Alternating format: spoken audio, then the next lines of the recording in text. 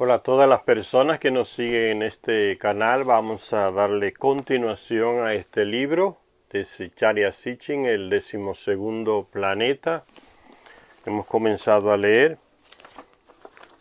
Zecharia Sitchin escribe este libro. A él todos los créditos. Zecharia Sitchin, gran investigador. Sabía leer las tablillas sumerias y se centró en esa antigua civilización para desarrollar sus aportes sobre el origen de esta humanidad que él considera fue ahí en Sumeria que inició todo. Ese es su punto de vista y lo estamos colocando aquí.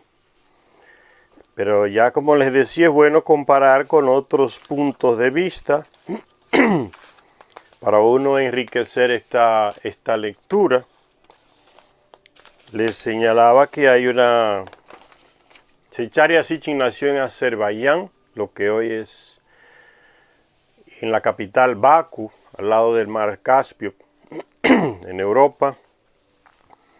Y tiene su punto de vista, se formó en Palestina, en Israel, como judío, era judío. Se nacionalizó judío porque nació en Azerbaiyán. Y ahí también estudió en Londres. Visitó varios museos por el mundo, varios lugares. Tiene ese punto de vista europeo sobre esta civilización sumeria donde él considera que se inició todo. Y es bueno tener otros puntos de vista para uno enriquecerse. Por ejemplo, yo le señalaba el punto de vista de esta mujer, Ruth Amarilis Rodríguez Sotomayor, ecuatoriana residente en España, que también investiga y desarrolla sus aportes, sus teorías a partir de aquí, de América Latina, de su historia, de sus orígenes. Y yo creo que los dos, tanto Zecharia Sitchin como Ruth Amarilis Rodríguez, se complementan. Zecharia Sitchin nunca leyó los aportes de Amarilis, de Ruth Amarilis, y Ruth Amarilis dice que se leyó este libro de Zecharia Sitchin y los otros no lo leyó, o no lo ha leído hasta hoy. Está viva esta mujer. Entonces tiene un punto de vista también limitado sobre los aportes de Zecharia Sitchin. Nosotros que lo leemos a los dos, entonces tenemos ya una visión más amplia de los dos, de sus aportes. Entonces es bueno tener ese punto de vista ya más amplio para uno ir complementando. Ninguno de los dos tiene la intención de decir que es absoluto en sus aportes, en sus conocimientos que nos dejan, que nos dan. Y vamos a continuar con la novena continuación de este 12º planeta, el libro de Zecharia Sitchin. Fue el primero que él escribió sobre este tema de la presencia de estos hombres y mujeres que llegaron del planeta Nibiru y ayudaron a desarrollar la civilización sumeria. Y nosotros hemos leído primero aquel libro que se llama El libro perdido de Enki, porque como ya dijimos, creemos que es la base o el resumen de todos los otros libros que él escribe. Y ahora continuamos con este que fue el primero. Leyendo aquel ya uno se aclara muchas cosas de lo que dice aquí y puede explicarlo mejor o entenderlo mejor. La novena continuación dice así, continuando hablando sobre los logros de la civilización sumeria, en que este escritor, Noah Kramer, de Estados Unidos, ya fallecido, considera que todo inició en Sumeria, y Zecharia Sitchin lo sigue a él en esos aportes.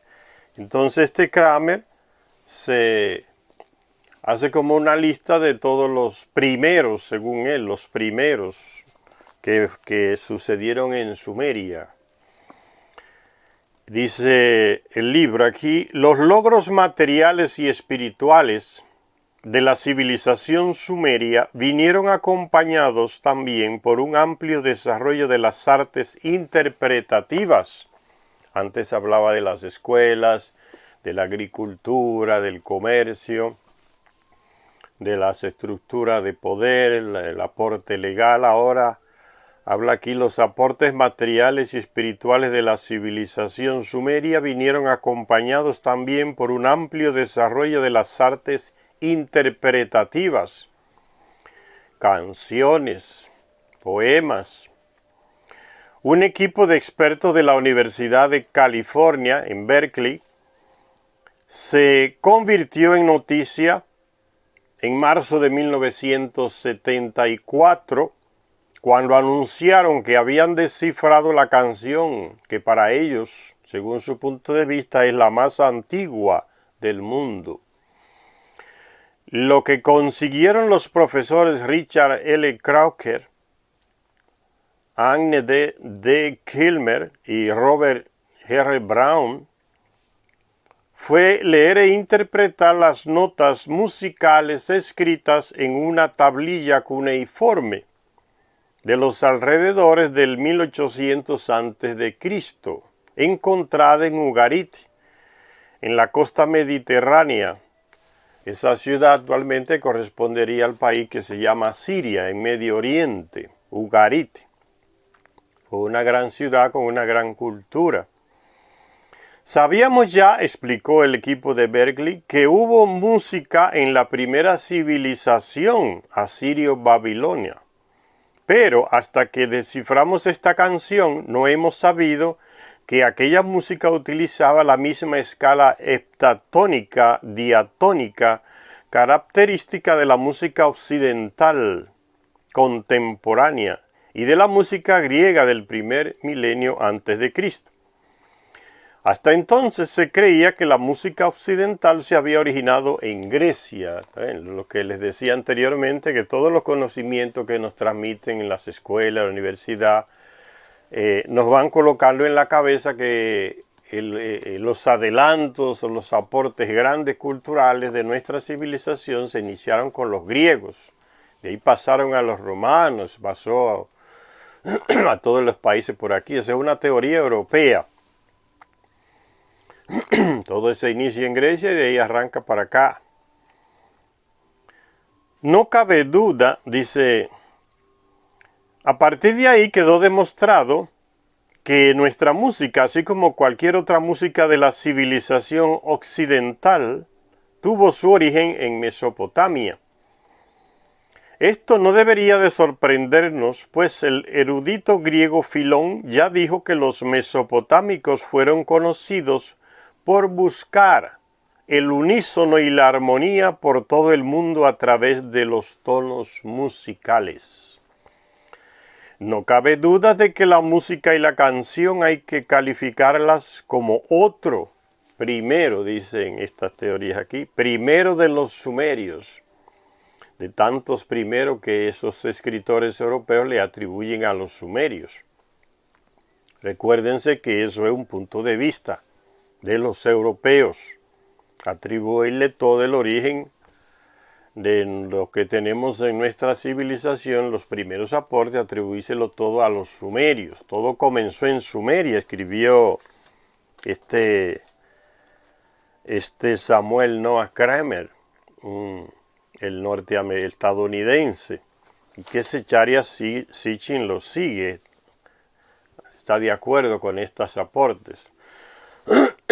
Pero que hasta ahora esos puntos de vista que tenemos sobre la civilización sumeria, todos son hechos a partir de personas europeas que tienen una ideología, tienen una mentalidad, tienen un tipo de formación y que ven a este continente latinoamericano como lo nuevo, porque ellos creen que fueron ellos que lo descubrieron, ¿sí? Y parten a veces desde Colón y dicen antes de Colón y después de Colón. Dividen nuestra historia en Latinoamérica así. Ese es el conocimiento básico que tiene el europeo, el escritor europeo sobre este continente nuestro, ¿no? Antes de Colón y después de Colón. Y todo lo ven desde ese punto de vista, y eso se ha establecido en las escuelas antropológicas de Europa, ¿no? Para América la visión que tenemos es esa, antes de Colón y después de Colón. Esa es la visión de ellos. Entonces por eso uno tiene que tener una visión diferente, la visión de nosotros, cómo nos vemos nosotros antropológicamente, libre de esas opiniones europeas, cómo nos vemos nosotros. Esta mujer es la primera que ha sido pionera elaborando ese punto de vista desde nosotros aquí, nuestro continente, y da unos aportes tremendos que a muchos europeos lo dejaría con la boca abierta. Presenta muchas novedades. Entonces, bueno, tener ese punto de vista, como ella habla, ¿no? A los indígenas nunca se le ha preguntado su punto de vista sobre ellos mismos. Los españoles y los portugueses llegaron y se encargaron de apagar todo lo que era manifestación cultural, ¿no? Y formar su punto de vista, ¿no? Somos nuevos, salvajes, civilizados por ellos los europeos, no teníamos ni idiomas, ni cultura, paganos, salvajes, todos esos calificativos los colocan los europeos en nosotros ahora. Y el punto de vista de nuestros antropólogos concuerda con los europeos, porque la mayoría son formados en las escuelas europeas. Los antropólogos de Latinoamérica se forman prácticamente con la idea de la antropología europea, entonces, y eso limita mucho. Es diferente que si un antropólogo asiático habla sobre Asia, que lo que diría un antropólogo europeo sobre Asia. Entonces, uno tiene que tener eso en la cabeza a la hora de estudiar antropología, el origen de las cosas, de nuestras culturas, ¿no? ¿Qué decimos nosotros mismos sobre nosotros y qué dicen los europeos sobre nosotros? ¿Qué dicen los asiáticos sobre nosotros? Son puntos de vista diferentes que se manifiestan en los escritos y en los estudios que se hacen. Por eso es importante. Todavía no ha aparecido una persona en Latinoamérica, una antropología que hable sobre el origen de Europa. Pero esta mujer lo hace. Y por eso es importante el estudio de Ruth Amaryllis Rodríguez Sotomayor. Es la primera latinoamericana que plantea esa antropología y tiene una visión desde aquí hacia Europa o hacia Asia, que eso no se había hecho. Entonces es importantísimo buscar el aporte y leer los libros de esta mujer que todavía está viva. Ya está mayor de edad, pero está viva todavía. Aporta mucho. Y como todos, tiene sus limitaciones también. Nadie es perfecto ni quiere decirlo todo a nivel de conocimiento de nuestra humanidad, de lo que fuimos, lo que somos. Sigue diciendo el libro aquí. No cabe duda de que la música y la canción hay que calificarlas como otro primero, dice Zecharia Sitchin siguiendo a Samuel Kramer. Como otro primero del aporte de los sumerios, la música, dice. De hecho, el profesor Crocker solo pudo interpretar aquella antigua melodía después, la melodía que encontraron en las tablillas, estos tres estadounidenses. Dice Zecharia Sitchin, no cabe duda de que la música y la canción hay que calificarlas como otro primero de los sumerios. Y de hecho, estos tres profesores de música de Estados Unidos, que ya mencionamos, solo pudieron interpretar aquella antigua melodía encontrada en las tablillas sumerias después de construir una lira, que es un instrumento musical con cuerdas, la lira. Y después de construir una lira como las que se habían encontrado en las ruinas de la ciudad de Ur, en el sur de Sumeria, la ciudad de Ur, aquella ciudad que en la Biblia se menciona como el origen de Abraham, la ciudad de Ur, aquí en el sur de Sumeria, de Mesopotamia. Está aquí la ciudad de Ur, por aquí debajo, ya, ahí en el Golfo Pérsico, la ciudad de Ur, fundada por los Anunnakis también. Y sigue diciendo entonces tuvieron entonces estos tres músicos estadounidenses para poder interpretar esa canción encontrada en una de las tablillas sumerias, tuvieron que construir, fabricar el instrumento con la que se tocaba, llamado la lira, que le llamamos hoy una lira, instrumento de cuerda. Una lira como las que se habían encontrado en las ruinas de Ur. Los textos del segundo milenio antes de Cristo señalan la existencia de unos números clave musicales y de una teoría musical coherente. Y la misma profesora Kilmer escribió tiempo después un libro llamado Las cuerdas de los instrumentos musicales, sus nombres, números y significados. La doctora Kilmer está mencionada, Anne Kilmer, escribió este libro. Que había muchos textos de himnarios sumerios en ese escrito. Ella dice que había muchos textos de himnarios, o sea, colección de himnos, himnarios sumerios que parecían llevar notaciones musicales en los márgenes. Los sumerios y sus sucesores tenían una vida musical plena. Eso lo descubrieron ellos. Pero uno lo define también, lo supone normal, ¿no? Una cultura tan grande en todos los aspectos musicales. Si había una cultura musical grande, pues es lógico que hubieran notas musicales escritas, signos musicales, canciones. Una cosa se desprende de la otra. No sorprende, por tanto, que nos encontremos con una gran variedad de instrumentos musicales, así como los cantantes y bailarines en plena interpretación, representados en sellos cilíndricos y en tablilla de arcilla. Como muchos otros logros sumerios, la música y la canción tuvieron su origen también en los templos. Recuérdense que a lo que se le llama templo no era más que la residencia donde vivía el Anunnaki. Y ahí quien administraba esa residencia, ellos nombraron a lo que se llama un sumo sacerdote, o sea, un jefe supremo de para que coordine y controle todo lo que se hace en la residencia. El Anunnaki prácticamente no hacía nada.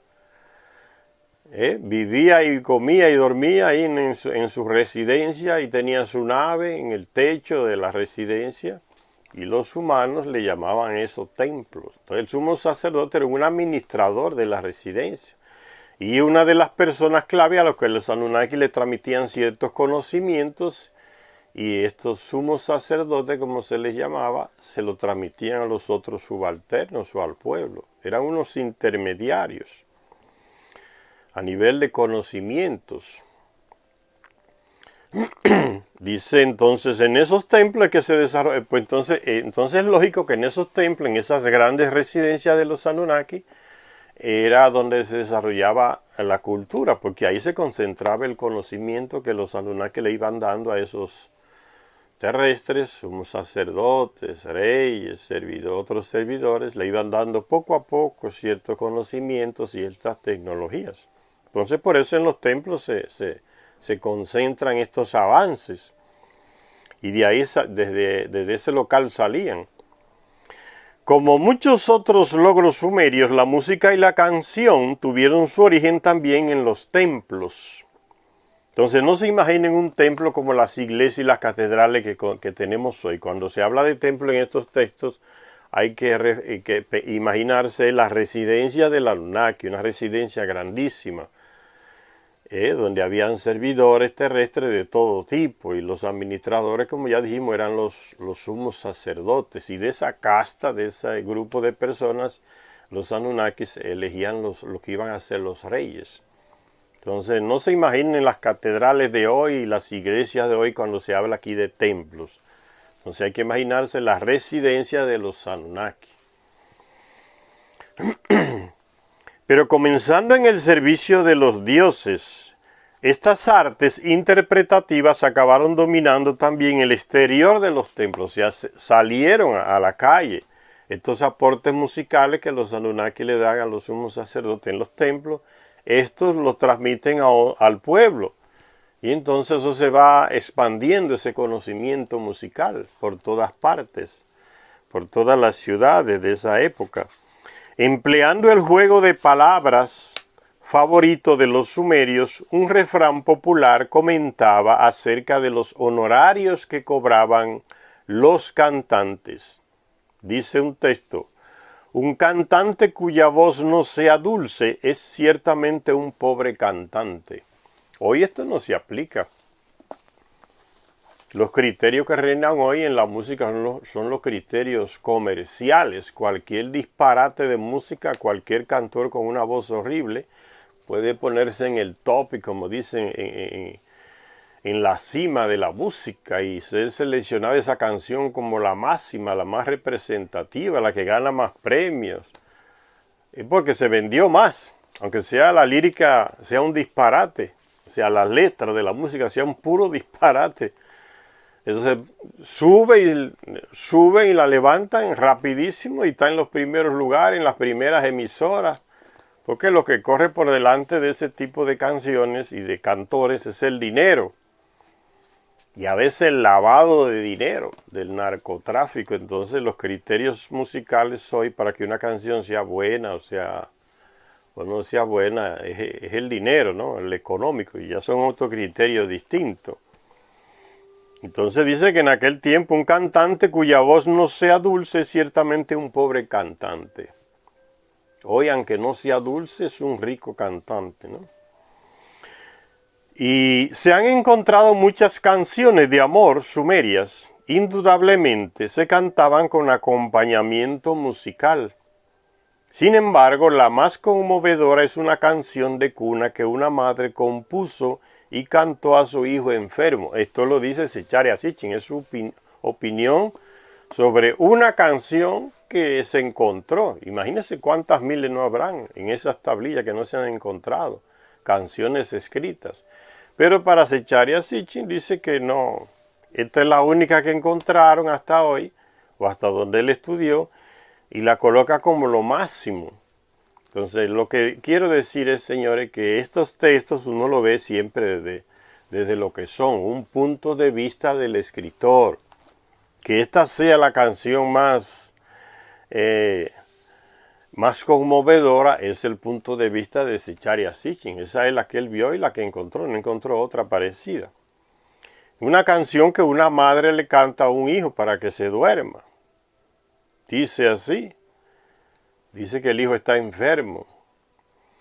Ven, sueño, ven a mi hijo. Apresúrate, sueño, en venir hasta mi hijo. Haz dormir sus inquietos ojos. Estás sufriendo, hijo mío. Estoy turbada, estoy atónita. Miro fijamente a las estrellas. La luna nueva brilla en tu rostro. Tu sombra derramará lágrimas por ti. Échate en tu sueño. Que la diosa del crecimiento sea tu aliada. Que tengas un guardián elocuente en el cielo. Que alcances un reino de días felices. Que una esposa te sirva de apoyo. Que un hijo sea tu suerte futura. Sea una madre cantándole una canción a su hijo enfermo y deseándole lo mejor en el futuro, en su vida futura. Y sigue diciendo el libro: lo que más impacta de la música y de las canciones sumerias no es sólo la conclusión de que Sumer fuera la fuente de la música occidental en su composición estructural y armónica. No menos significativo es el hecho de que, si leemos su música y escuchamos sus poemas, no nos suenen extraños o ajenos en absoluto, ni siquiera en lo más profundo de sus sensaciones y sus sentimientos. De hecho, al contemplar a la gran civilización sumeria, no solo nos encontramos con que nuestra moral, nuestro sentido de la justicia, nuestras leyes, nuestra arquitectura, nuestras artes y nuestra tecnología tienen sus raíces en Sumer. Todo para Zecharia Sitchin, siguiendo a Samuel Kramer, se inicia en Sumeria.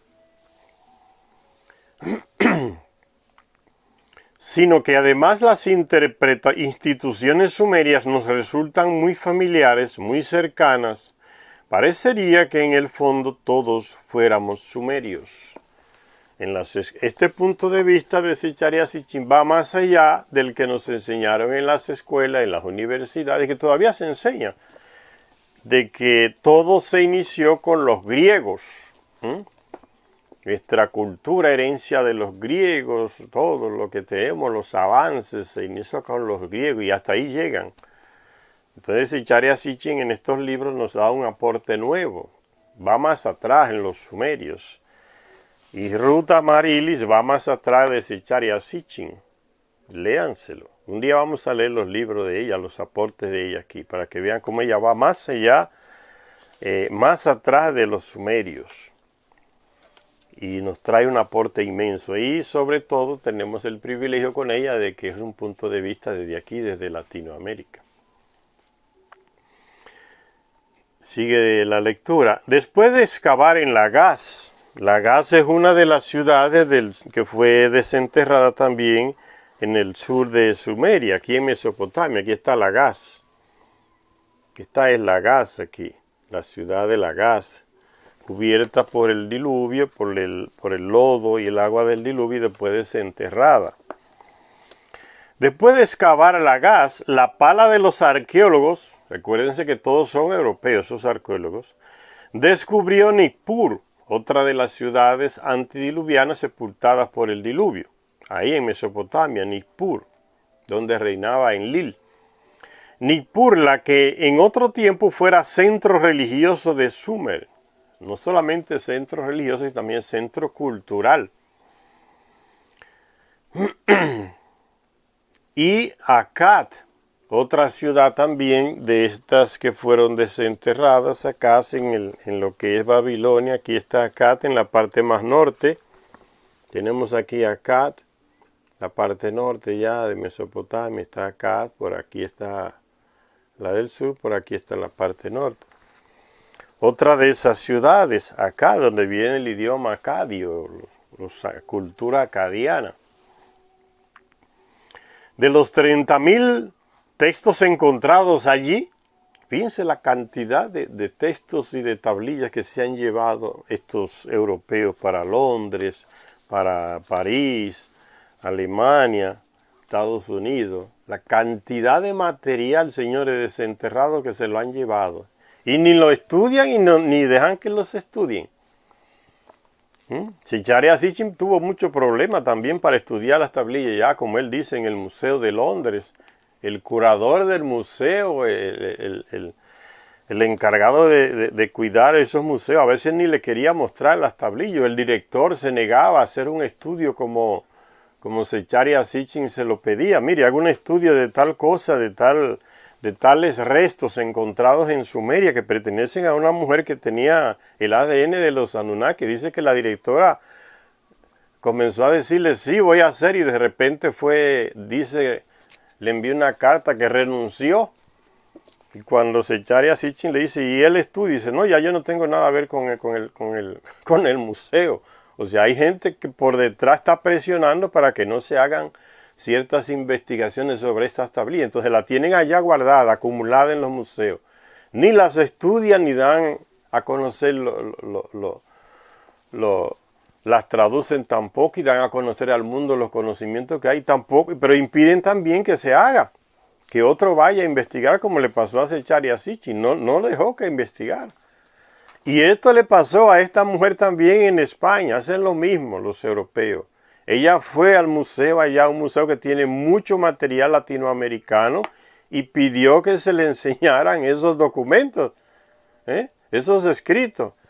Y le dieron una partecita pequeña para que estudiara.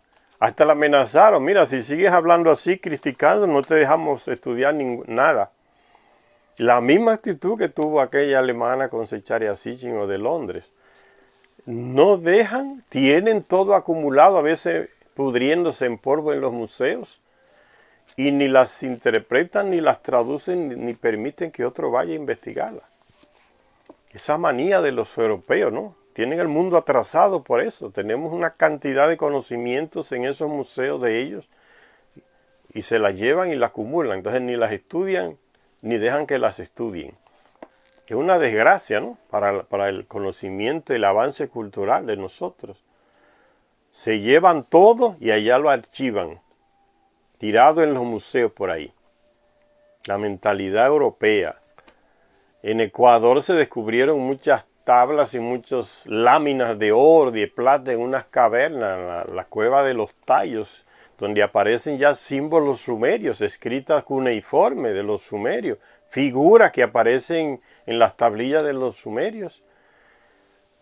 Los salesianos europeos agarraron esas cosas allá y las tienen en el patio, ¿no? Ni las estudian ni dejan que las estudien. Es una desgracia, ¿no? Esa manía de los europeos de estar robándose la arqueología de otros países y la llevan allá y la archivan allá. ¿Miedo de qué? Miedo de que se descubra la verdad. El miedo, el conocimiento da poder. Si de aquí vamos a estudiar nuestros orígenes que están allá en esas tablillas, en esos documentos que se llevaron a España, a Alemania, a Londres, a París o a Estados Unidos, podemos descubrir cosas que ellos no quieren.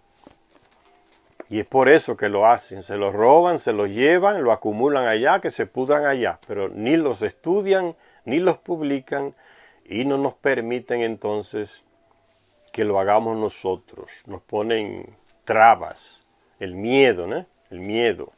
Por eso yo le decía, no se le puede dejar todo en manos de los antropólogos europeos, señores. Cuando uno estudia estas cosas hay que tener en cuenta. Esa gente tiene una mentalidad, fue influenciado mucho por la Inquisición que vino aquí a hacer una limpieza cultural horrible. La Inquisición llegó comenzando, ¿quemando qué? Quemando libros, quemando material cultural. Y los frailes locos aquellos colocando desesperados, escribiendo textos para suplantar los que habían sido quemados o habían sido llevados para allá, para Europa. Transcribían las cosas y colocaban lo que ellos querían. Entonces nos transmiten esa idea en los textos de ellos, ¿no? Los indios de aquí, los indígenas de América eran atrasadísimos, no tenían nada, no tenían escritura, ni los mayas, ni los aztecas tenían nada. Y esa es la idea que nos quieren transmitir. ¿Por qué esconden las cosas en Europa? Porque tienen miedo de que se descubra la verdad. El conocimiento y la sabiduría da poder. Entonces se lo llevan. No olviden estos lineamientos que les estoy dando, porque así es que está sucediendo hasta el día de hoy. Como le dije en el video anterior, la Academia de Ciencias de París le paga casi a todos los encargados culturales en todos nuestros países. ¿Para qué? Para que oculten, para que no hagan prácticamente nada a nivel cultural. Un estudio profundo, para que no financien los grandes arqueólogos o antropólogos nuestros que se van al fondo de nuestra cultura, investigan la herencia indígena, para que esa gente no haga nada, no le den dinero, que no le publiquen los documentos. Le dan dinero a esos ministros de cultura para que no hagan nada o hagan lo mínimo. ¿Por qué las dictaduras y los gobiernos de derecha dejan la cultura de lado inmediatamente que toman el poder? El Ministerio de Cultura no tiene dinero, le dan un mínimo de dinero para que no se pueda hacer muchas cosas. Y el director de cultura no se interesa tampoco por nada, el ministro de la cultura. Poca cosa hace. Es que está recibiendo dinero de la Academia de Ciencias de París. Precisamente para eso, para que no haga nada. Es un plano que hay. Por eso uno tiene que leer y procurar leer y leer, porque así es que uno avanza en su cultura, en su conocimiento. Eso tiene muchas consecuencias a nivel político, económico, cultural, educacional. Esto es serio. Por eso ellos hacen eso y gastan dinero en eso. No son bobos. Ocultar el legado cultural de nuestros países. Eso es un plano bien hecho. Viene de la colonia. Así mantenemos a estos países por debajo de nosotros.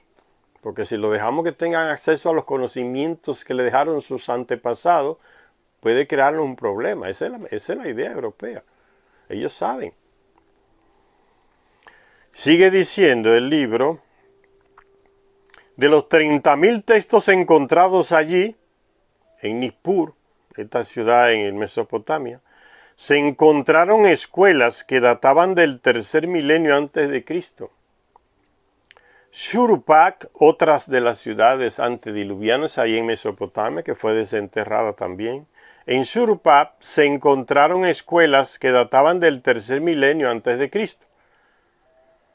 Los estudiosos en Ur, los estudiosos encontraron magníficos floreros, joyas, armas, carros de batalla, cascos de oro, plata, cobre, bronce, las ruinas de una fábrica de tejidos, registros judiciales y un alto sigurat cuyas ruinas aún dominan el paisaje.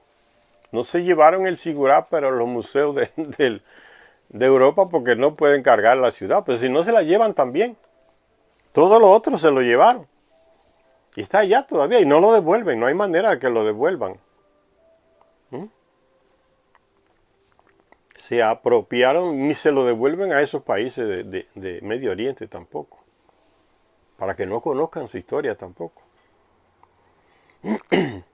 Ya las cosas van cambiando un poco. Los egipcios ya tienen sus equipos de antropólogos, conservan sus cosas, pero si los europeos hubiesen podido llevarse las 3 pirámides, se las llevan en barco para el Museo de Europa y ganan dinero exponiéndolas allá. Se han llevado columnas en barco, columnas enteras. Están allá en los grandes museos de Europa, en el Louvre, en el Museo de Berlín, en el Museo en esos grandes museos europeos y en Estados Unidos. No se llevan las 3 pirámides porque no pueden. Pesan demasiado. Pero si no, se la habían robado también. Y sigue diciendo, todos esos objetos que encontraron se lo llevaron todo para allá, para esos museos europeos.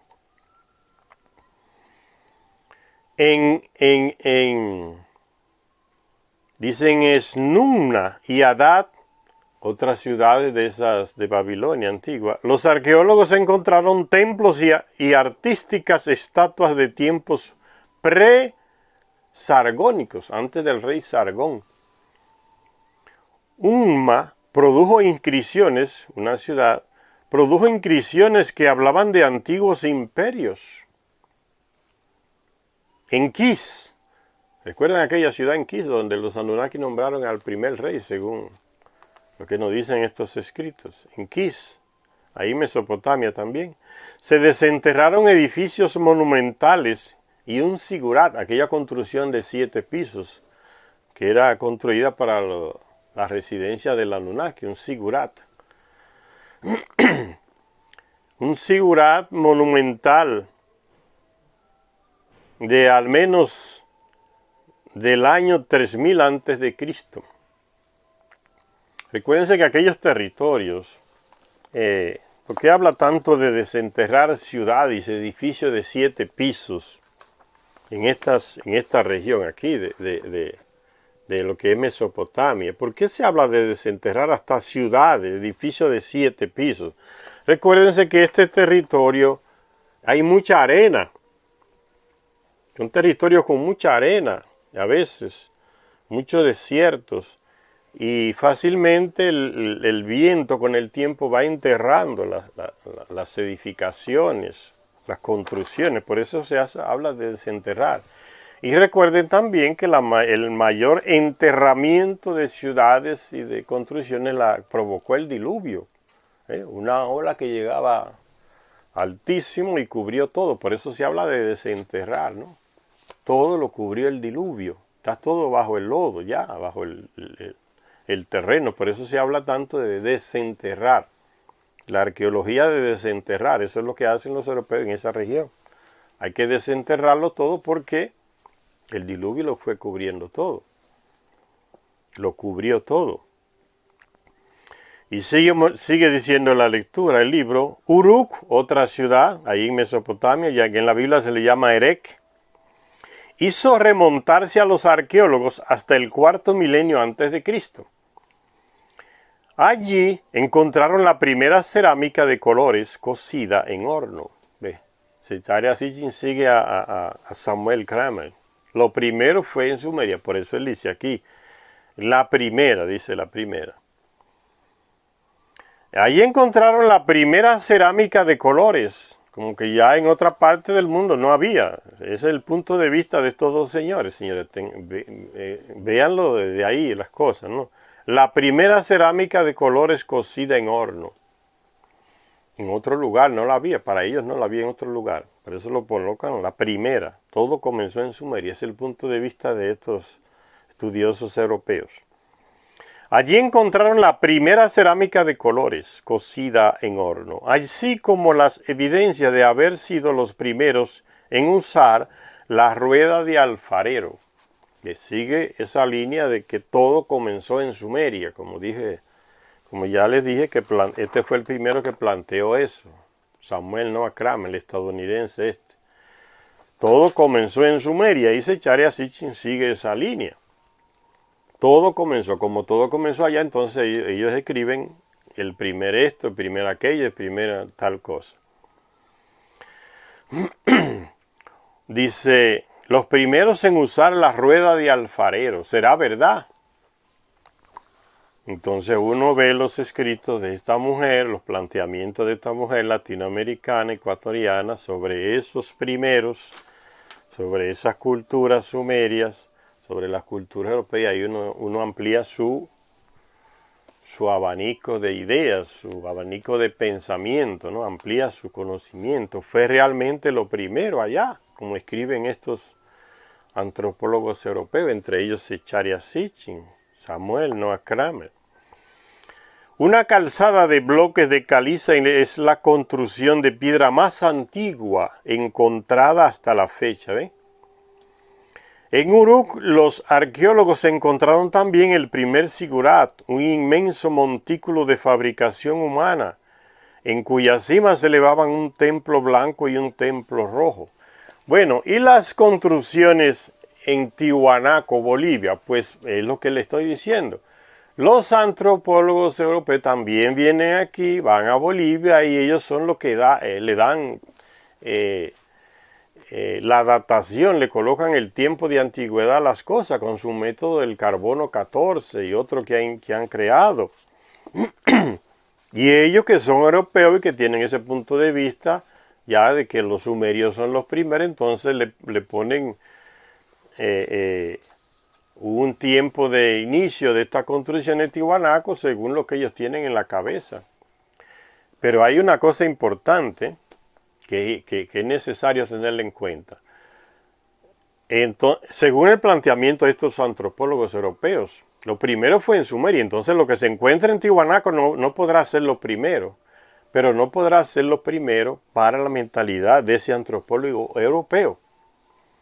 Recuérdense que la antropología europea está marcada por la Inquisición europea, ¿no? El peso de la iglesia en Europa todavía se sigue sintiendo. Allí se pensaba y se decía como señalaba la Inquisición europea, si no te quemaban, fue una época de terror psicológico que influye en una cultura de terror también, de miedo. Entonces los antropólogos europeos están marcados por los lineamientos que marcó la Inquisición y le dictó líneas. Entonces es el carbono 14, que es un invento europeo de los alemanes, los antropólogos alemanes, está marcado por esa ideología de la Inquisición. Lo más antiguo es ya, recuérdense que ellos planteaban que la Inquisición condenaba y quemaba a quien decía que el sol no giraba alrededor de la tierra. Y eso pesó por miles de años. Los antropólogos europeos están marcados por esa mentalidad, lo que dijo la Inquisición, y todo lo que ellos descubrían tenía que ser adaptado a lo que decía la Inquisición. No podía contradecir los lineamientos de la Inquisición. a nivel antropológico, arqueológico, astronómico. Era quemado inmediatamente, condenado, echado al olvido. Podía morir en la miseria cualquier estudioso que contradijera. Entonces eso del carbono 14 fue adaptado a la cronología que colocó la Inquisición. Nada hay que vaya por encima de lo que se descubrió aquí en Europa o lo que se descubrió ya después más tarde en esos. Entonces esa arqueología se adapta y ve. Esos arqueólogos que van de Europa a Oriente ya lo hacen ya en una época tardía donde no hay Inquisición. Por eso se toman la libertad de decir aquí fue lo primero. Pero antes no podían decir eso. No existía esa capacidad, esa posibilidad de contradecir. Entonces eso del carbono 14, el límite de antigüedad fue adaptado a los lineamientos que marcó la Inquisición. Nada de lo que se descubra aquí, como ellos dicen, el nuevo mundo, ellos inventaron ese término, puede pasar por encima de lo que se descubre en Europa. Es la mentalidad de la Inquisición y los que descubren la teoría del carbono 14, esa tecnología, adaptan esas cosas, esos descubrimientos a esa mentalidad inquisitoria de Europa. Entonces no es confiable el carbono 14 y otras técnicas que hay de ponerle fecha a esos descubrimientos antiguos. No puede. Está adaptado a los lineamientos de la Inquisición. Por eso, por más que se encuentre en Tiwanaku, para el carbono 14 nunca va a sobrepasar lo que se descubre en Europa. La arqueología europea, los descubrimientos europeos o babilónicos actuales, lo que se descubre en Europa no puede pasar. Tienen que colocarle una fecha que sea menos que lo que se descubre en Europa o en Medio Oriente, según el concepto de la arqueología europea, porque todo está adaptado a los lineamientos de la Inquisición.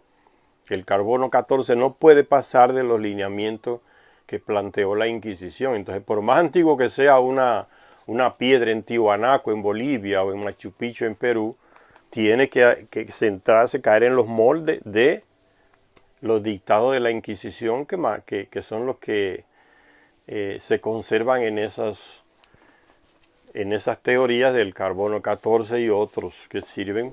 Por eso cuando uno descubre una cosa aquí, los antropólogos en Latinoamérica cometen ese error. ¿A quién le dan para que descifre el tiempo en que se construyó o la antigüedad de una momia encontrada en Perú, en Bolivia, o un monumento de piedra? ¿A quién le dan? Se le entregan a los europeos para que le pongan la fecha. Y ellos lo hacen según los cánones que ellos tienen, lo que le marcó la Inquisición. Según el carbono 14, esa construcción en Perú, en México, no pasan de tal fecha. Eso es lo que está pasando. Entonces tenemos que tener los ojos abiertos a la hora de estudiar esa cuestión de la arqueología. Son ellos que nos están diciendo a nosotros. Ahora nosotros, cuando tengamos nuestra propia tecnología para ponerle el tiempo de antigüedad a nuestras construcciones, ¿vamos a decir lo mismo? No, claro que no. Ya no hay Inquisición. Hay gobiernos vendidos, eso sí, por el dinero que da la Academia de Ciencias de París, que compra a los ministros de cultura de muchos de nuestros países para que sigan esa estupidez y se adecúen a esos moldes. Por el dinero se venden, pero hay antropólogos independientes, serios, que han escrito y que han investigado y que no van en esos moldes. Ustedes ven en Perú, se descubren las momias antiguas con unos rostros que uno ve, cualquier gente hasta borracho se da cuenta que no son seres humanos normales por su contextura, que hoy diríamos son extraterrestres, no son de aquí. Se lo llevan inmediatamente para Alemania o para Estados Unidos. Son ellos los que le hacen el análisis. No, esto aquí parece que es, y le ponen lo que ellos les dé la gana, adecuándolo a lo que ellos piensan y a lo que ellos no quieren que nosotros sepamos. Todo lo encaminan por ahí. ¿Y qué hace el ministro de Cultura de estos países? Vendido a los lineamientos de Europa y de Estados Unidos. Le quita esas momias a los que la descubrieron, a los mismos arqueólogos independientes peruanos o mexicanos. Van y la incautan. O se las regalan a los estadounidenses o a los europeos, o las guardan donde no las puedan analizar nadie. Los mismos arqueólogos europeos que están vendidos en nuestros países esconden, hacen lo mismo que hacen los europeos. Se apropian de esas esculturas, de esos descubrimientos y lo encierran en un cuarto. Ni dejan que sus propios ciudadanos los investiguen. Los propios ciudadanos que quieren una visión antropológica más independiente los investiguen. Están sirviéndole a aquellos, a los europeos y los estadounidenses, los mismos arqueólogos oficiales de nuestros países, historiadores. Por eso inmediatamente se llevan, quieren quitárselo a cualquiera que tenga una arquitectura o un objeto que descubrió, inmediatamente quieren quitárselo para que no haya posibilidad de que alguien independientemente lo estudie. Es todo una política y es triste porque son gente de nuestros propios países que se han vendido por dinero. Y claro, y le quitan esas momias y se las llevan y dicen ellos, no, esto aquí es tal cosa, esto aquí es tal cosa, esto aquí es tal cosa. Pronto y acabó. Para desmentir todo lo que un arqueólogo independiente o antropólogo independiente puede investigar. Y le quitan hasta seriedad. No, esos son... Inventan cualquier cosa para desautorizar los descubrimientos. No, eso no es una momia, no, eso es un ser que no se sabe de dónde vino. Eso no es extraterrestre, eso no es de otro planeta. Descalifican todo de una manera tan absurda que a veces uno le da ganas de reírse por no llorar. Pero hacen unas estupideces y unas teorías estúpidas que uno se da cuenta que están mintiendo. Son mentirosos, parece que es genético andar mintiendo sobre estas cosas. Entonces los mismos antropólogos de nuestros países, los encargados de la cultura, van y capturan esas piedras,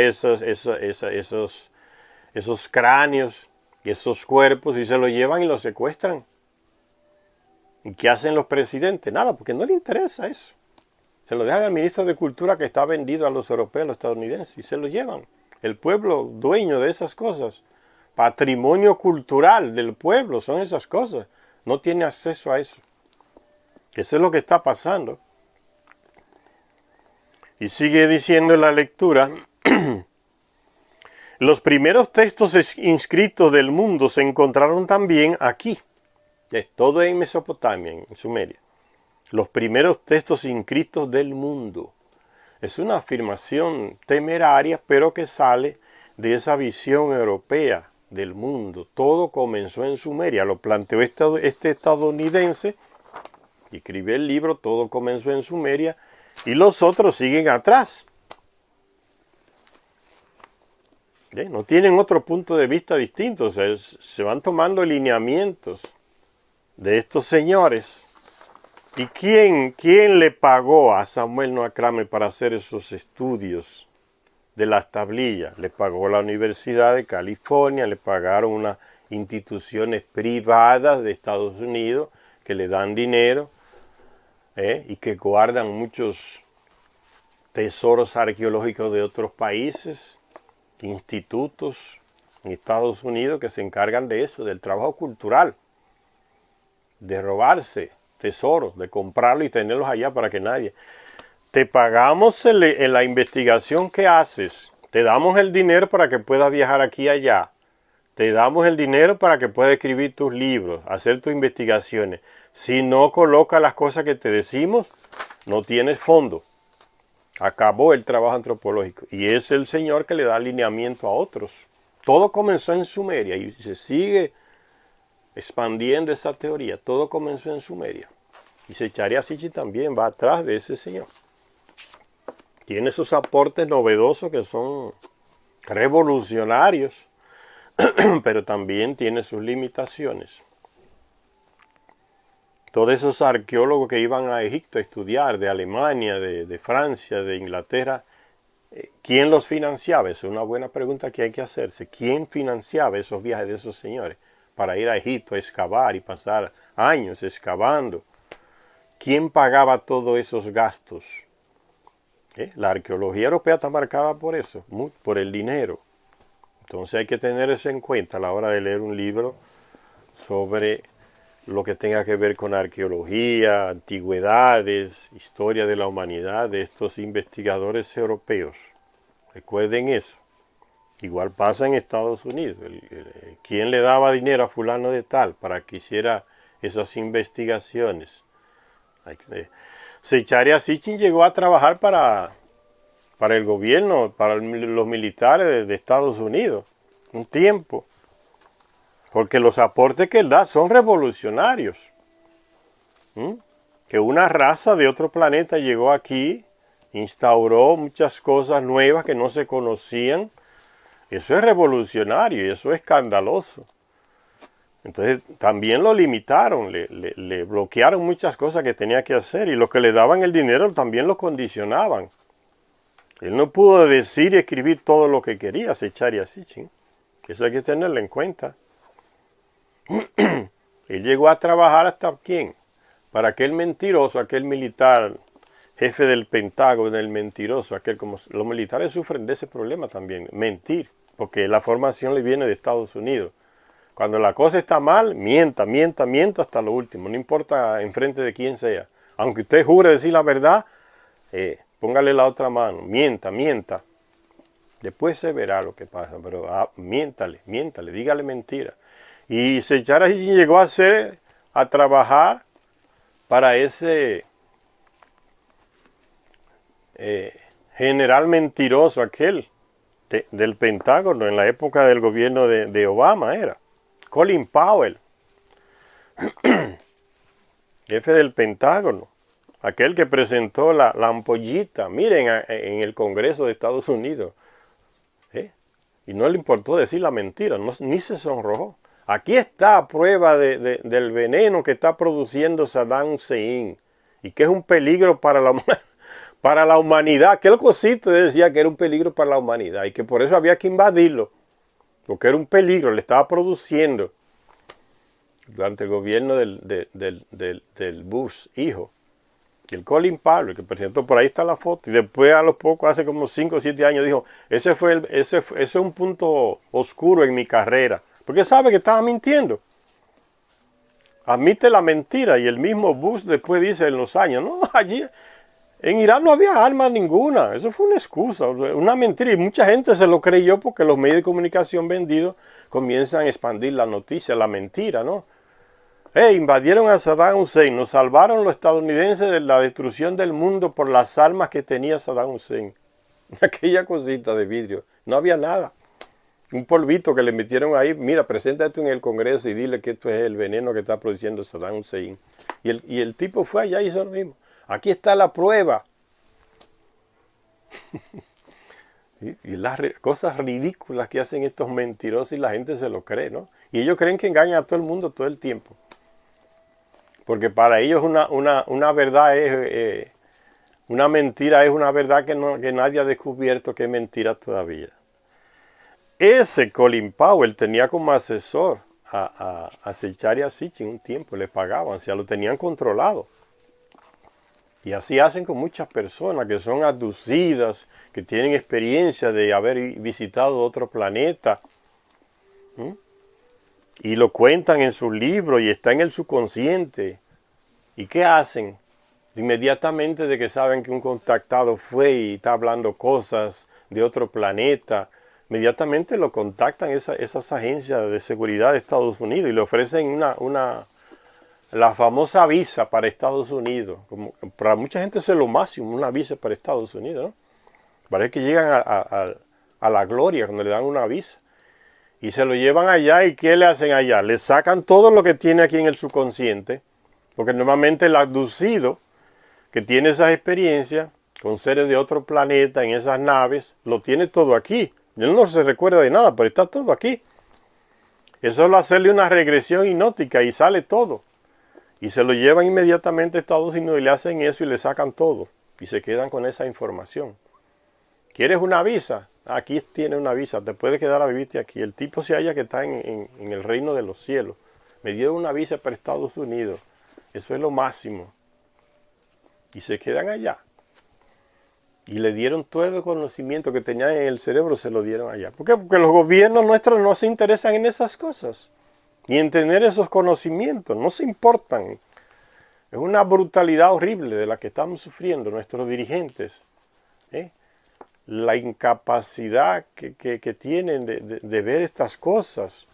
Ustedes no ven que los otros se lo están llevando, que están interesados en eso, que gastan millones en esas cosas para llevárselo. Usted no le dice nada a eso. Ni eso le ayuda a abrir los ojos a muchos dirigentes que tenemos en nuestros países. Ni eso le abre a abrir los ojos.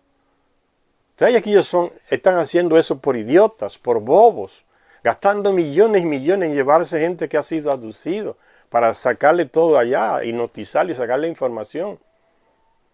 Que se llevan todos esos tesoros arqueológicos que para usted son cosas antiguas de los indios, que ya pasaron, de esos salvajes. Usted no le dice nada que estén gastando tantos millones llevándose esas cosas para allá. No le hace pensar nada. No dice nada. Están tapados de la cabeza.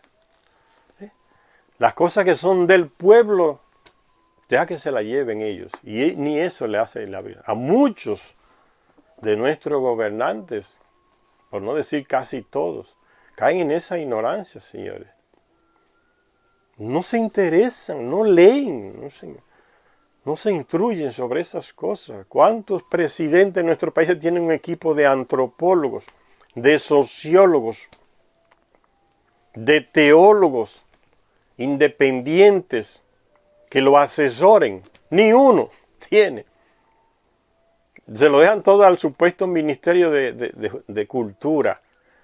¿Y a quién colocan como ministro de Cultura? A un político de su partido, de otro, para darle encargo. Pero el tipo no sabe nada de cultura, nunca estudió eso. Son cargos políticos. Y está ahí y le dan dinero y que se lleven todo. No me interesa eso. Son cosas antiguas, que se las lleven. Es el ministro de Cultura que tenemos a veces, señores. Bien, la ignorancia es una desgracia, no nos deja avanzar. Por eso cuando conseguimos libros así nuevos, aportes nuevos, vemos la dificultad que uno tiene para conseguir estos escritos, estas investigaciones, cómo la desautorizan, cómo le quitan el dinero, cómo no esconden las cosas, la bloquean o bloquean al investigador independiente, porque es una política ya hecha para eso. Sigue diciendo el texto, los primeros textos inscritos del mundo se encontraron también aquí. O sea, en otra parte de otra cultura del mundo no hay textos, según lo que dice aquí, ¿no? Los primeros textos del mundo. Es una pretensión de conocer a profundidad todas las culturas del mundo y aplicarle a la de los sumerios, que son los primeros en todo.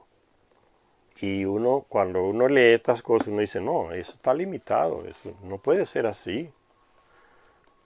Ningún antropólogo, ni Zecharia Sitchin, ni nadie, ha tenido acceso a todas las culturas del mundo, a las cosas más profundas, porque todo es visto a partir del punto de vista europeo. Lo que ellos descubren, parten de ahí, lo que ellos descubren. Entonces es el punto de vista europeo que se ve como el centro de la civilización de esta humanidad. Se ven ellos así. Por eso sigue hablando así, en ese mismo tono. Los primeros textos inscritos del mundo, dice, se encontraron también aquí, en Uruk, Erech, así como los primeros sellos cilíndricos. De estos últimos, Jack Finnegan, uno de esos que se van a investigar por ahí también europeo, Jack Finnegan, en su libro Luz del pasado antiguo, traducido al español, Luz del pasado antiguo, dice, la excelencia de los sellos en su primera aparición en el período de Uruk es sorprendente. Otros lugares del período de Uruk muestran evidencias del surgimiento de la edad del metal.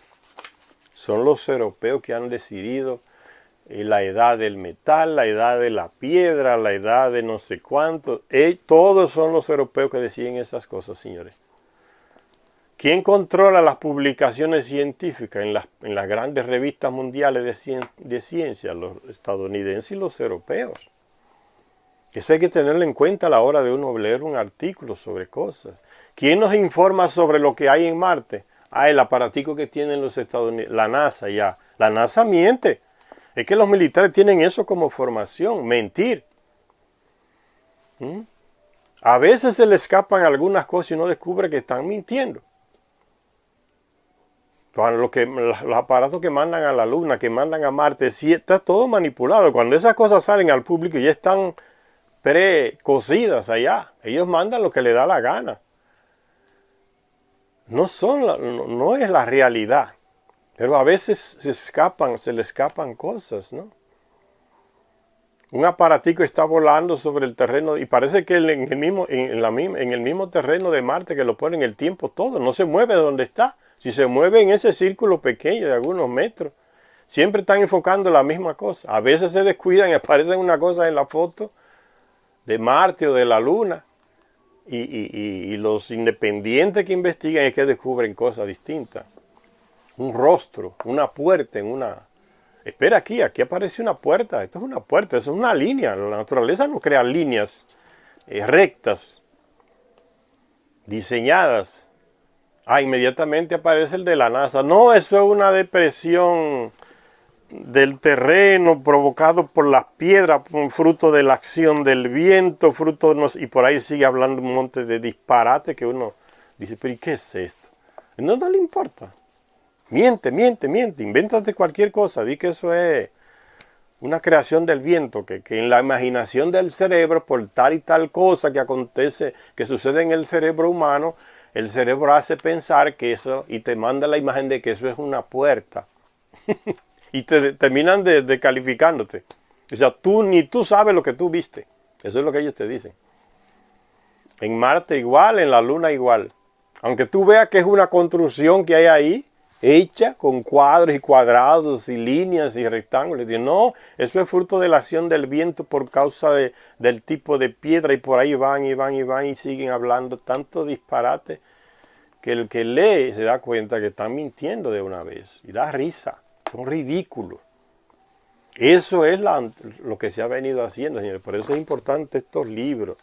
Y no leer estos libros como hacen muchos en YouTube, eso por leer y leí, pronto, y acabó. Hay que analizar, porque los libros estos están para que nos clarifiquemos la mente, para que tengamos una sabiduría que se nos está escondiendo hace mucho tiempo, muchos años, señores. Entonces esos expertos que aparecen en YouTube y otros canales de internet, hablando sobre los Anunnaki, sobre los sumerios, sobre los libros de Zecharia Sitchin, leen los libros como si fuera corriendo encima del agua, no paran para analizar ni una palabra. Y la gente que ve esos videos dice, esto fue una maravilla, qué maravilla, es puro disparate, eso es para ganar dinero. No están informando, están desinformando. Dice, continuando la lectura, dice, en 1919, H.R. Hall, este italiano aquí, H.R. Hall dice el nombre, abreviado aquí, H.R. Hall, encontró, eso fue en 1919, encontró unas antiguas ruinas en una aldea, ahí en Medio Oriente, en Babilonia, llamada ahora, actualmente, Ul-Ubaiti. El sitio daba su nombre a lo que los expertos consideran ahora como la primera fase de la civilización sumeria. La primera fase de la civilización sumeria. ¿Quién garantiza que fue así? Pues ellos mismos. Son los que dan las líneas. Peor el que se lo cree así, ¿no? La primera ciudad sumeria.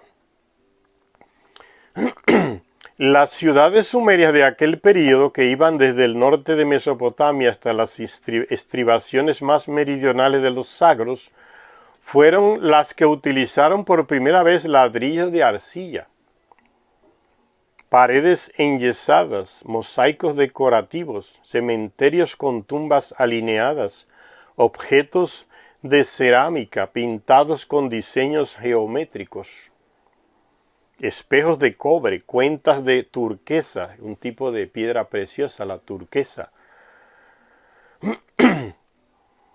turquesas importadas, cuentas de turquesas importadas, pero no dice de dónde las importaron, si dice que eran las primeras, de dónde las importaron, no dice. Turquesas importadas, pintura para los ojos, tomahawks de cobre, tomahawk un tipo de hacha, ¿no?, que se lanza, el tomahawk. Ropa, casas y por encima de todo templos monumentales. Cuando uno lee y ve los detalles, uno se da cuenta que hay muchas cosas que quedan en el aire y uno no puede pasarla así, leerla, ¿no? Sicharya Asichí también implícitamente reconoce sus límites, ¿no?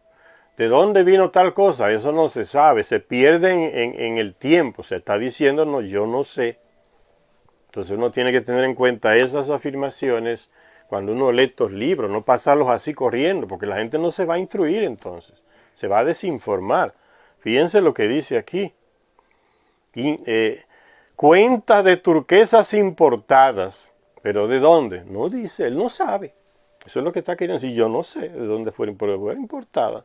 Pintura para los ojos, tomahawks de cobre, una hacha. Tomahawk es un hacha de mano que se usa para luchar. Los indígenas en Norteamérica y en otros lugares la usan, en otras partes del mundo se usa para un arma de lucha.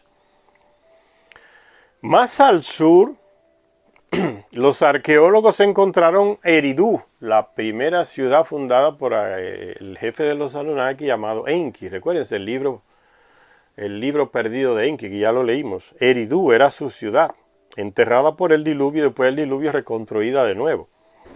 Eridu, la primera ciudad sumeria, según los textos antiguos.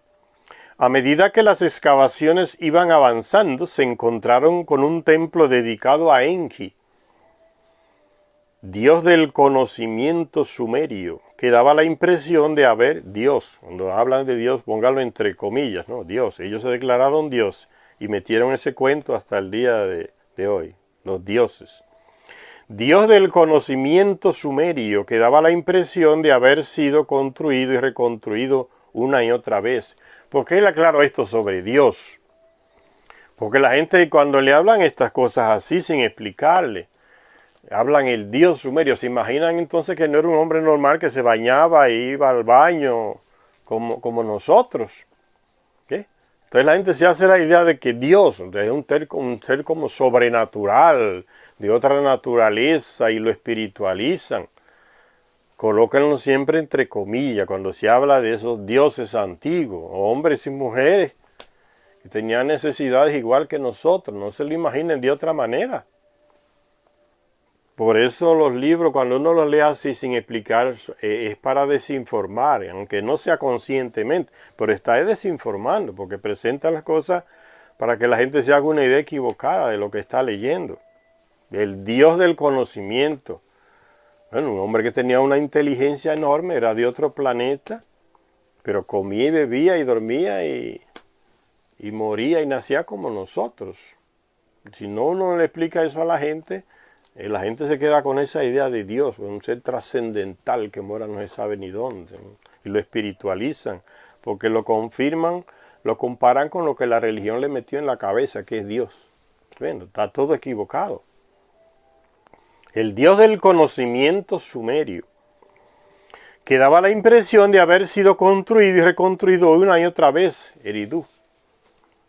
El libro perdido de Enki dice que sí, que fue la primera ciudad y que fue destruida por el diluvio y se consiguió construir de nuevo en el mismo lugar donde estaba la primera Eridu, que fue destruida por el diluvio, y que eso se hizo con otras ciudades, pero que hubieron otras ciudades que por la debilidad del terreno, por el lodo que había acumulado, no pudieron construirse en el mismo lugar.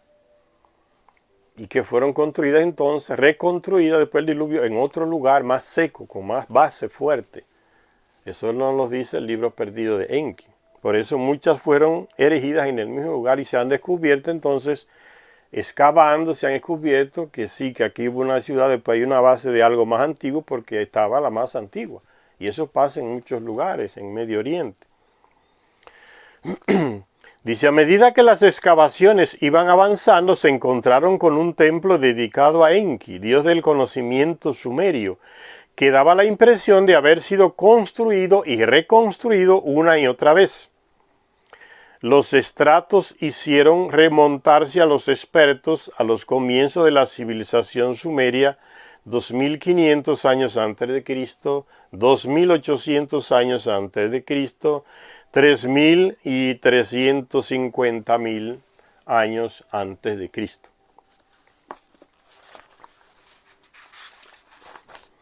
Después, las palas con las que excavan, las palas se encontraron con los cimientos del primer templo dedicado a Enki en la ciudad de él.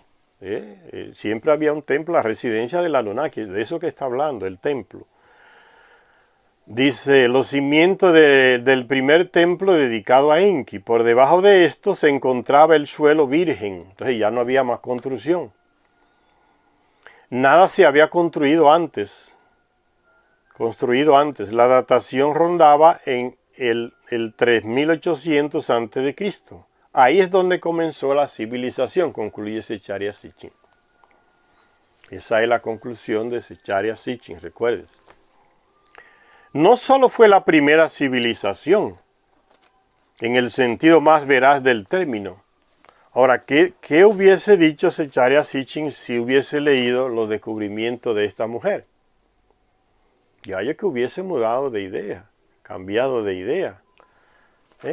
Entonces, y eso sería normal, haber hecho eso, pero no se conocieron, no llegaron. Entonces, por eso le dice, hay que leerse varias versiones para uno complementar y no tomar estas afirmaciones como un dogma y tenerlas como un dogma, ¿no? Miren lo que dice él aquí. No cabe duda de que dónde comenzó la civilización. O sea, están convencidos de que fue en Sumeria, que inició todo. Puede ser y no puede ser. Entonces hay otros puntos de vista distintos. No estamos diciendo que es mentira. Puede ser y no puede ser. Él llegó hasta ahí y descubrió eso y lo relata como él es fiel a lo que él descubrió. Ahí es donde comenzó la civilización. No solo fue la primera civilización, en el sentido más veraz del término, también fue la civilización más vasta, omniabarcante, más avanzada en muchos aspectos que las demás culturas de la antigüedad que la siguieron. Eso es verdad. Puede ser que sí, puede ser que no. No hagan de esa afirmación un dogma. Recuérdense bien, siempre mantenga la mente abierta a otros descubrimientos, a nuevos descubrimientos, a nuevas aportaciones. Estas afirmaciones hay que tomarlas como un punto de vista y que es reforzado con los descubrimientos arqueológicos que él señala. Desde ahí hay que ver todo eso, pero aún así ponerle un límite, no tomar esto como lo absoluto. Ya, fue así pronto y acabó. Él lo dice aquí. No es así que la historia nuestra humana no camina así. Es más complicada. Todavía no sabemos ni lo que hay en el fondo del mar. Entonces esas afirmaciones así como que pretenden ser absolutistas, ¿no? Indudablemente fue la civilización sobre la que se basa nuestra civilización. Puede ser que sí, pero todavía no sabemos lo que hay en el fondo del mar. ¿Qué hay debajo del agua de los océanos? Hay tierra. ¿Y qué hay debajo de esa tierra más allá? Eso no lo sabemos. Puede ser que haya otra cosa. Todavía no sabemos ni lo que hay en el agua de los océanos. Entonces hay que tener un poco de mente abierta a la hora de cuando uno lee estas afirmaciones, así que parecen absolutas, incuestionables. Hay que tener cuidado. Habiendo comenzado a utilizar piedras como herramientas unos 2.000 millones de años atrás, ¿y si antes de los 2.000 millones había una civilización? Y se descubre como lo mismo que sucede con la Sumeria, con una arqueología que descubre objetos, libros. ¿Y si sucede eso? Por eso le digo, hay que tener la mente abierta. 2.000 millones de años atrás, y si antes había algo, y se descubren restos de ese antes, entonces leer estas cosas no con la mente dogmática, sino con la mente abierta a otras cosas. Y todo en la vida es así, señores. Lo que tu papá y tu mamá te enseñaron a hacer de una manera, no te lo enseñaron para que tú lo hagas eternamente así, porque ellos lo aprendieron de otro. Y antes no era así, ellos aprendieron una manera de hacer las cosas, y esa manera que ellos aprendieron de otras maneras que había te la transmitieron a ti. Entonces no las absolutices esa manera. Con tu inteligencia tú puedes mejorarla, puedes actualizarla. Ah, no, que esa fruta se corta así porque me enseñó mi papá y mi mamá, pero ahora puede ser que se corte mejor. Se superó el conocimiento antiguo. Y ese es el camino de la humanidad, ir superando las cosas, porque para eso es que tenemos capacidad de crear cosas nuevas, porque si no, no avanzáramos. Con esa visión dogmática de museo de piedra, fue así, así va a ser eternamente. No es así que funciona la cosa. En ningún aspecto de tu vida las cosas, ni tu propio cuerpo, ni el universo, ni el mundo, todo se mantiene girando, avanzando. El universo también. Hoy hay un planeta en tal lugar y tú lo ves, está allá. Puede ser que mañana, o sea, en un tiempo lejano, aparezcan dos, donde había uno. No hay que cerrar la mente, señoría, a nada. En ningún aspecto de la vida, del ser humano, de la naturaleza. No puede cerrarse. Hay que tener la mente abierta siempre a otra y no asustarse por lo nuevo. Ay, yo siempre vi un solo planeta, ahora hay dos. Bueno, es que las cosas van avanzando, van evolucionando. Eso es lo que ese es el mensaje que te está mandando. No es para que entres en pánico y en miedo. Es un nuevo planeta que nació, como nació el que tú veías antes. Así nacen otros. En la vida todo es así, señores. No se cierra nada. Abrirse a lo nuevo. El que tiene miedo a lo nuevo no avanza. Se cierra y se tranca como un museo. Guardan cosas viejas. Hay que ver las cosas así. Dice, unos 2.000 millones de años atrás. 2.000 años atrás. 2.000 millones de años atrás. O 2 millones. No, aquí dice, estoy leyendo equivocado. Dice así. Habiendo comenzado a utilizar piedras como herramientas unos 2 millones de años atrás, ¿ve? ¿Y si antes de esos 2 millones ya se usaban metales? ¿Cómo queda esta afirmación? Por eso hay que tener la mente abierta. Y después dicen, no, que suponíamos que ya no había más nada y ahora de repente se descubre un pedazo de hierro dentro de una piedra. ¿Qué es eso? No cuadra, hay algo que está extraño. Ah, entonces por eso que no puede ser dogmático y decir esa era la edad de piedra y solo se usaba piedra. Cuidado, que puede aparecer una piedra con un pedazo de hierro adentro, con un instrumento. Que supera eso que tú estás diciendo, que era edad de piedra, no podía haber más nada. Pues ahora resulta que mira la prueba aquí, hay algo más. Por eso no puede seguir esa antropología que pretende ser dogmática, como en ese error cae en esa antropología europea, ¿no? Todo se inició aquí, todo comenzó aquí, todo comenzó allá. Cuidado con esa manera de hablar. Antropológicamente no es la más creíble. Según el carbono 14, que nosotros tenemos nuestros parámetros, esta piedra es después de Cristo, es el origen. Cuidado si no es. Ese método de medir la antigüedad es de ustedes. Lo crearon ustedes. Puede ser que aparezca otro método que no es ese y puede ser que sea hasta mejor que ese. Y decir una información diferente sobre ese objeto que no cuadra con lo que usted está diciendo. O sea que hay que hacer las cosas desde ese punto de vista, señores.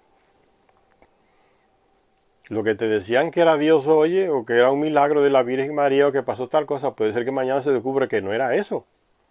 No es para que entres en crisis, es para que te abras y veas cosas nuevas. Y tu mente siga avanzando a otra etapa. Hay gente que se mete en crisis y dice, bueno, entonces, ¿qué es lo que se puede creer entonces? No puede creer en nada. Se van siempre al extremo. Hay gente que así, que siempre usa la ley del péndulo. ¿Saben lo que es un péndulo? Que uno lo tiene así, hace así. Se va de un extremo a otro, de un extremo a otro. Así hay gente que tiene la cabeza.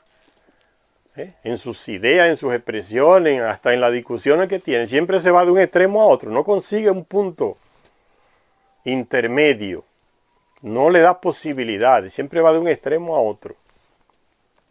Extremistas, son los extremistas.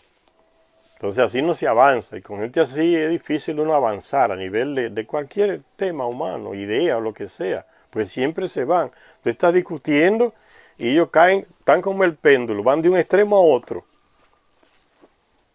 No, porque tal cosa, entonces así se van al extremo, entonces así se van al extremo. Con esa gente así es difícil discutir, porque tiene ya una mente de péndulo que no hay manera de buscar otro tipo de equilibrio, que no sean los dos extremos. Y se olvidan que el péndulo va de un lugar, pero pasa por otro lugar y hasta llegar al extremo. La misma imagen los contradice, la ley del péndulo, ¿no? Antes del péndulo llegar a un extremo, pasa por varias etapas y llega a otro extremo. Esas varias etapas no las tienen en cuenta, nada más se van de una a otra, saltando. Como los canguros, de una a otra, de una a otra. Le tienen miedo a que el péndulo se detenga en el medio, por aquí o por allá, en otras medidas. Dice, 2 millones de años atrás, edad de piedra, así la colocan ellos. El hombre consiguió esta civilización, sin precedentes en Sumer, en los alrededores del 3800 a.C. ¿Y si no era así? ¿Y si antes había algo más? Y más avanzado. Hay que dejar la mente abierta. Hasta esa cosa de la edad de Cristo, antes de Cristo, ya uno sabe ya por los estudios que se han hecho que Cristo ni nació ni en la edad que dice en la iglesia que se impuso en todo Occidente. Ve, una cosa equivocada la impone y se impone como que es la verdad, el nacimiento de Cristo. Resulta que no fue así. Cristo no nació el 25 de diciembre, ya se demostró que no fue eso. Pero sigue la misma mentira, ¿no? Porque se impuso desde Europa, la Inquisición. Niégalo y voy que te quemo. Y lo quemaba. Entonces se sigue repitiendo la mentira en los libros de estudio y todo. O sea, el 25 de diciembre nació Jesucristo. A celebrar todo el mundo, es fiesta. Celebrando una mentira. Porque no hay coraje de contradecirla. O de abrir los ojos y ver la realidad. No fue el 25 de diciembre que nació ese Señor. Ese que puso esa fecha era de la iglesia y se equivocó también cuando le escribió. Y se queda la mentira y siguen celebrando la mentira. ¿Qué es eso? Hay que abrir la mente, dar un paso al frente. Pero el miedo no lo deja. Se aterrorizan. Si no fue el 25 en todo se derrumba. No se derrumba nada, se avanza. El conocimiento nos ayuda a avanzar, no a aterrorizarnos. La ignorancia que hace eso. Y sigue diciendo aquí, y lo que más perplejidad provoca de todo esto es el hecho de que hasta el día de hoy los expertos, dice Zecharia Sitchin siempre critica, cuestiona a esos llamados expertos europeos.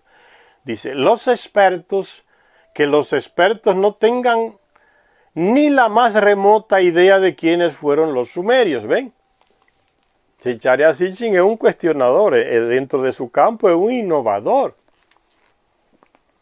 Pero él no es lo absoluto. No podemos decir es así como Zecharia Sitchin dice, hay que seguir avanzando. Zecharia Sitchin hizo su aporte valiosísimo.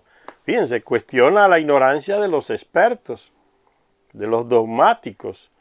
Miren, por ejemplo, en los libros de Zecharia Sitchin siempre hay ese aspecto. Él siempre está cuestionando implícitamente a los llamados expertos, en todos los niveles. Él lo dice aquí. Y lo que más perplejidad provoca de todo esto es el hecho de que hasta el día de hoy los expertos no tengan ni la más remota idea de quién, le está diciendo ignorante, de la más remota idea de quiénes fueron los sumerios, de dónde vinieron y cómo, por qué apareció su civilización. Hasta el día de hoy es así. Los expertos no saben, pero pretenden imponer esa idea. Zecharia Sitchin cuestiona ese dogmatismo. Ustedes no saben, no se sabe de dónde vino ese muere. Pronto y acabó. Diga que no sé. ¿Por qué negar la falta de sabiduría? Es normal. Los expertos no tengan ni la más remota idea de quiénes fueron los sumerios, de dónde vinieron y cómo y por qué apareció su civilización.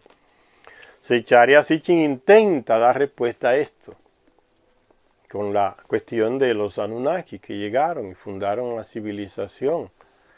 Pero Zecharia Sitchin tiene acceso a unas tablillas y a unos textos que no son los únicos. ¿Entendieron? Por eso la limitación también de Zecharia Sitchin va por encima de los expertos. Nos presenta textos astronómicos, antropológicos, que rebaten esos expertos europeos y los superan. Pero también a Zecharia Sitchin se le supera, porque él nunca pretendió ser lo máximo, lo único. Hasta aquí llega la cosa. Después de mí no hay nadie.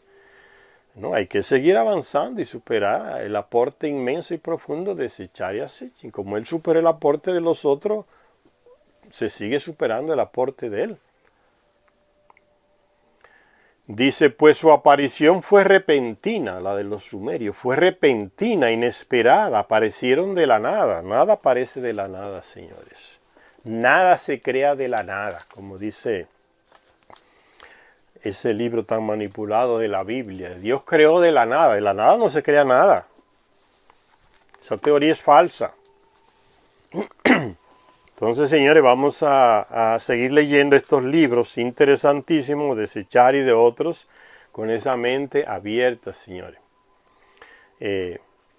Vamos a parar esta lectura por acá y en la próxima seguimos con la 10ª continuación de este libro, el 12º planeta. Nunca se cierren, nunca se tranquen, nunca se digan eso es así y no hay más nada. No se puede cerrar cuando se habla uno en estos aspectos de conocimiento y de cualquier aspecto de la vida humana, señor. Abrirse, eso ayuda mucho a crecer, a desarrollarse, a vivir menos estresado, a tomar la vida con más serenidad. Nos enseñaron que la muerte es lo último y hay gente que le tiene terror a morirse. Entonces lo puede enfocar desde otro punto de vista. No, morirse es un descanso. Yo estoy sufriendo, estoy con un cáncer. Entonces morirte es una liberación. Ese cuerpo ya no aguanta tanto dolor, tanto sufrimiento. Entonces morirme va a ser una fiesta para mí. Una liberación. ¿Por qué no ves las cosas desde ese punto de vista? En lugar de matarte tú y decir, no, si él se muere, yo me muero y me quito la vida, mi vida no tiene sentido. No hagas a nadie indispensable en tu vida. Las personas son necesarias para vivir ciertas circunstancias, ciertos aspectos de nuestra vida, nos ayudan, pero no la hagas indispensable. Cada vida es cada vida. Puede ser que la muerte de ella sea una liberación de tanto dolor, tanta enfermedad, de tanto sufrimiento moral. Murió, se liberó. Velo de ese punto de vista. No te amargues la vida eternamente porque fulano se murió, fulana. Entiende la muerte de otro punto de vista. Ese cuerpo se fue, ya no sufre, ya no llora, ya no está. Y eso causa un cierto tipo de angustia en las personas, pero hacer eso indispensable en tu vida al punto de llegar a tú querer autodestruir la tuya por eso. Estás equivocado. Tu vida es tu vida. De ti se espera un aporte. Todos los niveles. Entonces hay que tener la mente así, señores. Ver las cosas siempre como si fuera la mente como un arcoíris de muchos colores. No hay nada que sea preto, negro o blanco. La vida humana no es así, el ser humano no es así, el universo no es así, el mundo no es así, la naturaleza no es así. ¿De dónde te vienen esos esquemas tan limitantes? Gracias por la asistencia y continuaremos después con nuestra lectura y nuestras aportaciones.